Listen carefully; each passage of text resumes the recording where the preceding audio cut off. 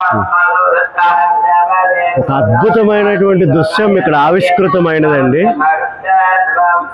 చిదంబరం యొక్క north tower ని మీరు వీక్షించండి ఒక్కసారి. Is the gateway to the conscious of the God. ఒక ప్రాకారము దాటి వచ్చాము. రెండవ ప్రాకారం అన్నమాట.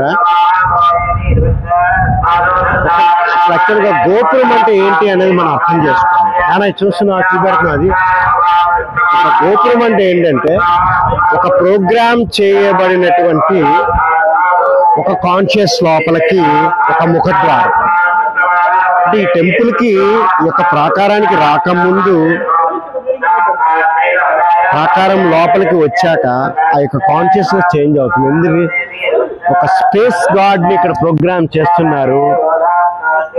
స్పెసిఫిక్ రిథమిక్ ఆర్డర్ అనేది ఈ 4 గోడల మధ్య పల్సేట్ అయ్యే విధంగా ఇక్కడ చేస్తున్నారన్నమాట. ఆ పల్సేషన్ ని మనం ప్రోగ్రామ్ ఎలా చేస్తున్నాం by limiting the space with the 4 ప్రాకారాస్. సో ఒక అవుటర్ ప్రాకారాస్ అనేది మనం తీసుకున్నప్పుడు they will hold the vibrancy of the space. We're limiting the space. So ఆ 4 గోడల మధ్య ఒక ప్రపంచం అనేది హోల్డ్ చేయబడుతుంది.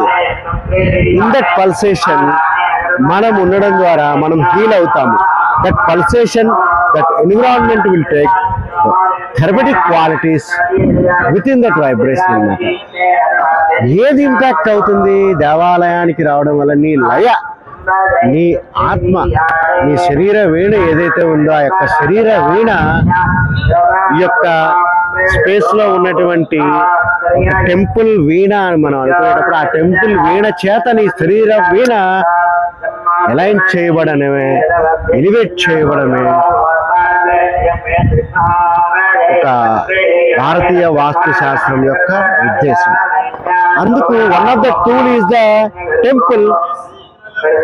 ఎందుకంటే అందరూ వాస్తు ధర్మం ప్రకారం ఇల్లు కట్టుకోలేరు కాబట్టి ఊరికొక్క టెంపుల్, ప్రాంతానికి ఒక టెంపుల్ తిప్పలకు సరిపెట్టి లేదా ఈసప్రాచికి కట్టడం ద్వారా వారు విరివిగా అక్కడికి వచ్చి విజిట్ చేయడం ద్వారా తాము ఎలివేట్ అయ్యేటటువంటి ప్రక్రియ. సో వాస్తు శాస్త్రం దేనికి ఉద్దేశించబడినది? నీ ఆత్మ ఉద్దీపనకి సంబంధించినది, నీ యొక్క సోల్ యొక్క అలైన్మెంట్ కి సంబంధించింది. If you want to align your soul, please stay in a good vibrancy place. So అలాంటి లయతో కూడినటువంటి ప్రాంతాలు కాబట్టి దీన్ని ఆలయం అని చెప్పినారనమాట. అటువంటి గొప్ప చిదంబర రాష్ట్రానికి మనం నార్త్ టవర్ గుండా మన యొక్క శిష్యులు ఈ యొక్క ధర్మాన్ని నమ్మినటువంటి వ్యక్తుల ద్వారా రావడం జరిగిందనమాట. Thank you very much.